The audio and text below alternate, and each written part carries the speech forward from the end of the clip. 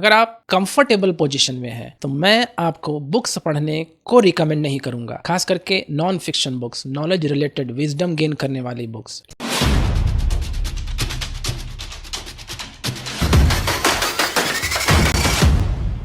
Late me tell you simple example. हमारे घर में यूजुअली कम से कम 5 अलग अलग रूम होते हैं, राइट? शायद लिविंग रूम होता है, बेडरूम होता है, बाथरूम होता है, किचन होता है, वरांडा होता है, ठीक है।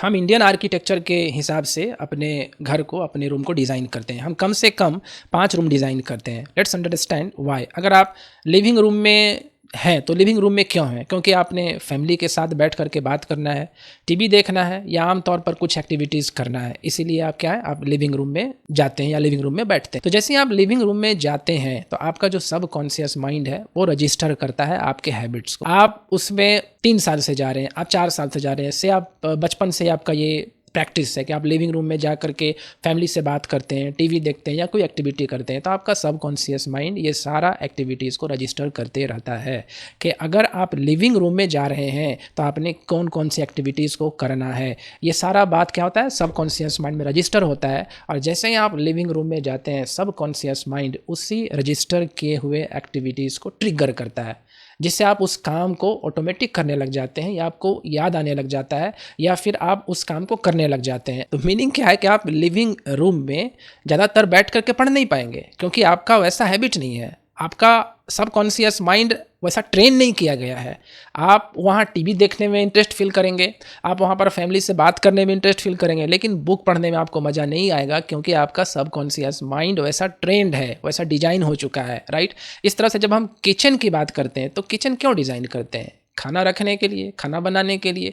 जब आप किचन में जाते हो तो आपको भूख महसूस होती है, क्योंकि आपका सब कॉन्शियस माइंड ये रजिस्टर करता है कि किचन का मतलब है कुछ स्वादिष्ट खाना खाने को मिलेगा। आपका सब कॉन्शियस माइंड भूख क्रिएट करने के लिए एक तरह के एंजाइम को क्रिएट करता है। अब अगर बाथरूम की बात करें तो बाथरूम क्यों डिज़ाइन करते हैं? नहाने के लिए, दांत को साफ करने के लिए, हम इन चीज़ों के लिए बाथरूम डिज़ाइन करते हैं।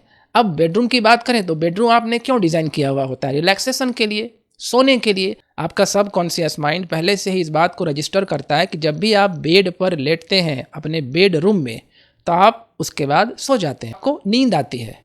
ऐसा इसलिए होता है कि हमारा एक बचपन से ये हैबिट होता है कि हम बेडरूम में सोते हैं, तो हमारा सब कॉन्शियस माइंड इसी वे में ट्रेंड होता है।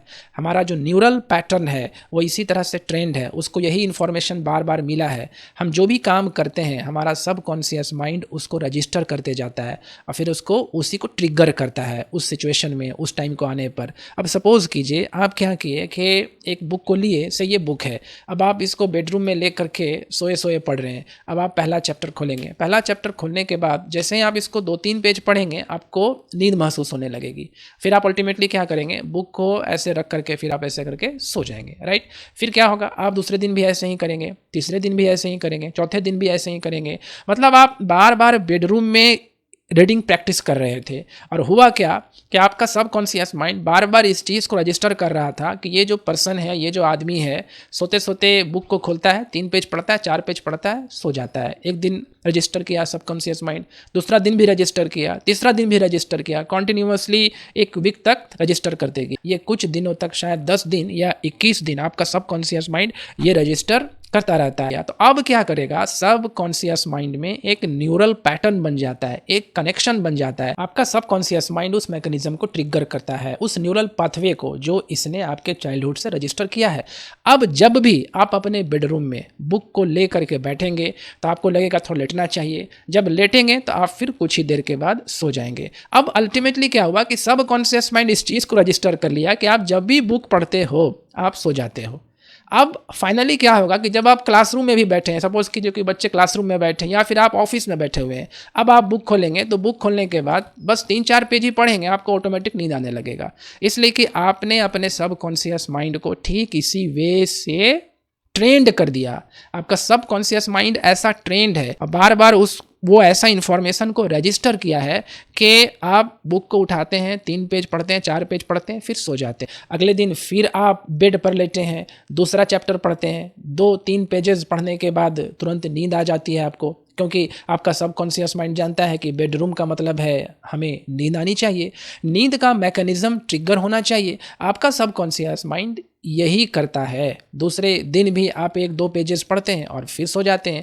ये कुछ दिनों तक ऐसे ही चलता रहेगा। कॉन्शियस माइंड इस एक्टिविटी को भी रजिस्टर करता है। इसका मतलब है जब आप बुक को छू रहे हैं तो आपको नींद का मैकेनिज्म ट्रिगर हो रहा है, आपको नींद आना फील हो रहा है। आप अपने सबकॉन्शियस माइंड को रोज ट्रेन कर रहे हैं। तो अल्टीमेटली जब भी कभी आप नेक्स्ट टाइम में आप बुक को उठाएंगे तो आप फिर उसको सो जाइएगा। फिर आप क्या कहेंगे कि नहीं नहीं, ये मेरा काम नहीं है, बुक पढ़ना मेरे बस का बात नहीं है, हमको बुक पढ़ने में मन ही नहीं लगता है, जब भी हम बुक को उठाते हैं तो हम सो जाते हैं। तो इस तरह से फिर आपका क्या होगा कि अल्टीमेटली इंटरेस्ट खत्म हो जाएगा। जब आपका इंटरेस्ट खत्म हो जाएगा तो फिर उसके बाद क्या करेंगे, आप बुक पढ़ना छोड़ देंगे। तो इस तरह से कोई भी खराब आदत आपके अंदर में डेवलप होता है। खराब आदत डेवलप होने का एक मेजर रीजन क्या है कि आप उस काम को पहले अपने पास्ट लाइफ में बहुत बार रिपीट कर चुके होते हैं। जब आप अपने पास्ट लाइफ में उस काम को मल्टीपल टाइम्स रिपीट कर चुके होते हैं तो आपका सबकॉन्शियस माइंड उसको मल्टीपल टाइम रजिस्टर कर चुका होता है और अल्टीमेटली उसको हैबिट में कन्वर्ट कर देता है। तो जब भी आप कभी भी फर्दर उस काम को करेंगे तो आप वही चीज़ करेंगे जो आप पास्ट में करते थे। अब सवाल ये है कि इस पैटर्न को कैसे बदला जाए।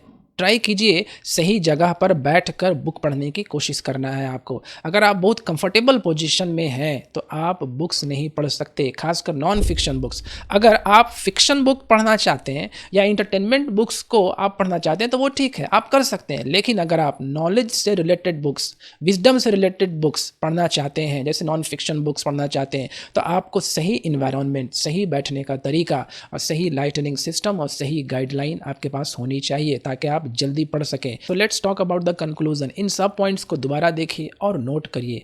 अपनी बैड रीडिंग हैबिट्स आइडेंटिफाई करिए, आइडेंटिफाई करके एक एक करके एलिमिनेट करिए।